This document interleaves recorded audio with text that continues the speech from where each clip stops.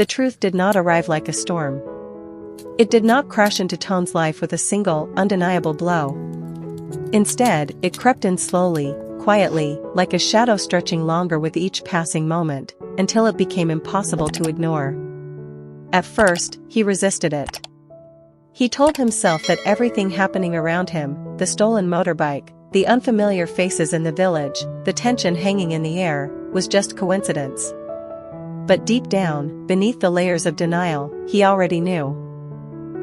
This was not random. This was intentional. And more terrifying than anything else, it was personal. He stood in the yard of their small wooden house, staring at the empty space where the motorbike used to be. The ground still carried faint marks of where it had stood, as if refusing to forget. That motorbike had not just been a possession. It was a symbol. A beginning. A promise that the life he had chosen with Tu Diem was real, stable, and entirely his own. And now it was gone. Not lost. Taken. As if someone had reached into his new life and deliberately removed something essential, just to remind him that he was never truly free.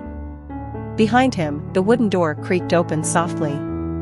Tu Diem stepped out, her movements quiet, careful, as if she didn't want to disturb the fragile silence surrounding him. She had been watching him more closely these past few days, noticing the way his expression changed, the way his thoughts seemed distant, heavier than before. "Have you eaten anything?" she asked gently. Toan didn't answer right away. His eyes remained fixed on the ground. "I'm not hungry," he said eventually. She didn't push further. Instead, she stood beside him, following his gaze. The empty space in the yard felt larger now, colder somehow. It was strange how something so small could leave such a deep absence. "It's not just about the motorbike, is it?" she asked softly. That question lingered between them. Toan exhaled slowly. No. There was no point pretending anymore. Everything was beginning to connect. The strangers. The warning. The calm, calculated way everything had unfolded. And at the center of it all, his mother. The thought alone made his chest tighten. He had spent so long convincing himself that he had escaped that world.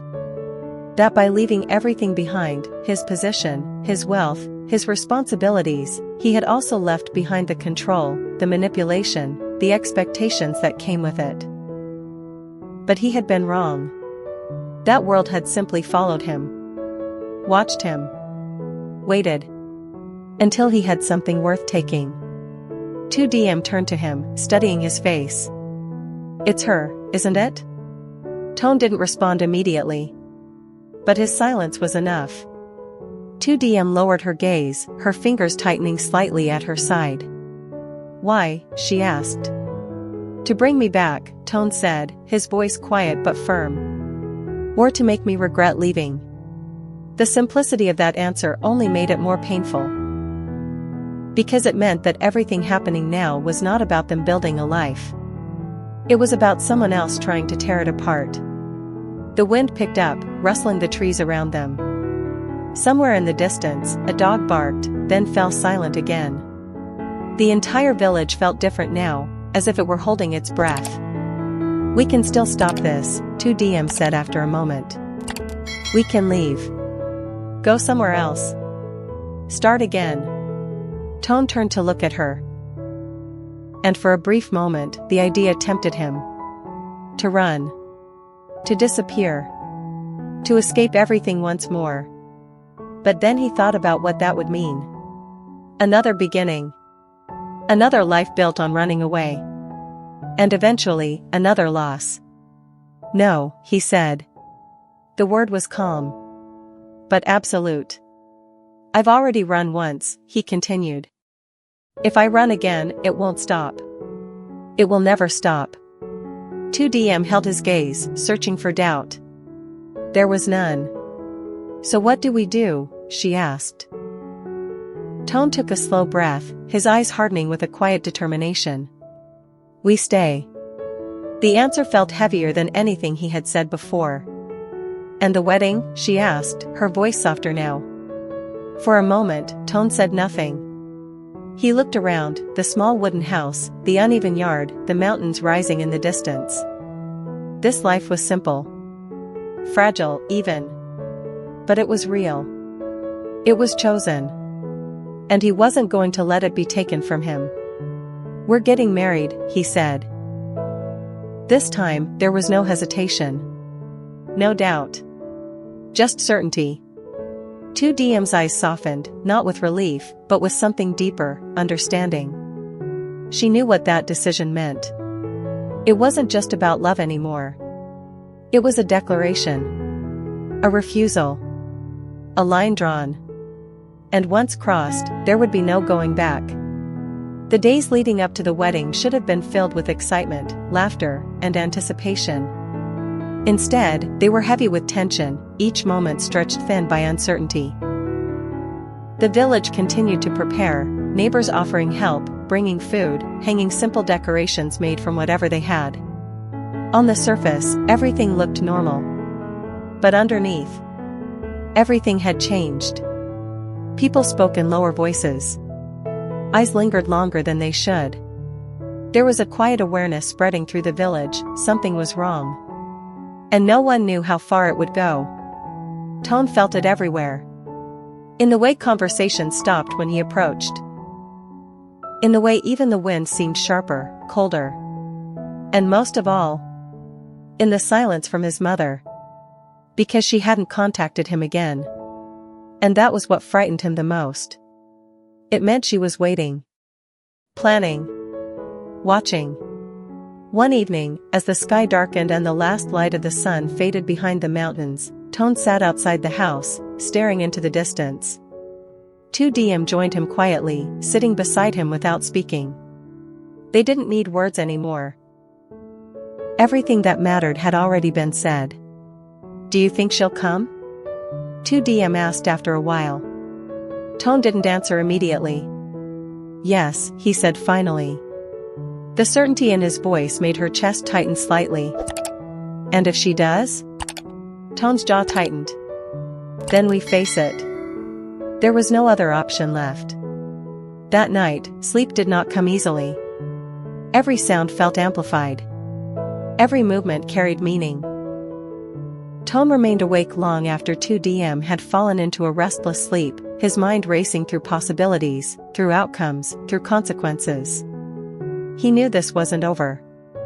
Not even close.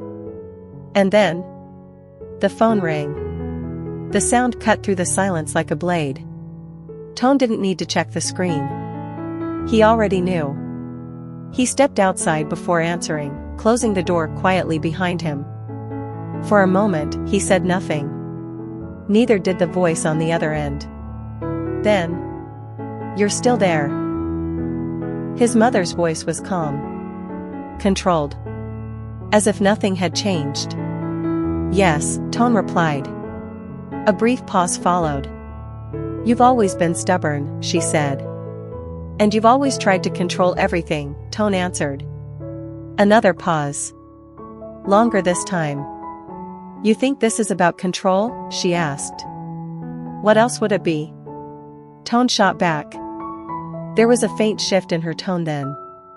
Something colder. "Do you really believe you can protect her?" she said quietly. Toan's grip tightened on the phone. "Stay away from her." "That depends on you." The same words. The same meaning. A threat, carefully disguised. "I'm not coming back," Toan said firmly. "Then you're forcing my hand." Silence. Heavy. Final. And then the line went dead. Toan lowered the phone slowly, his mind racing. Behind him, the door opened. Tu Diem stepped outside, her expression filled with concern. "She called, didn't she?" Toan nodded. For a moment, neither of them spoke. Then Tu Diem reached for his hand, holding it tightly. "I'm not afraid," she said. Toan looked at her. And in that moment, something inside him shifted. Not fear. Not doubt. But resolve. "Neither am I," he said.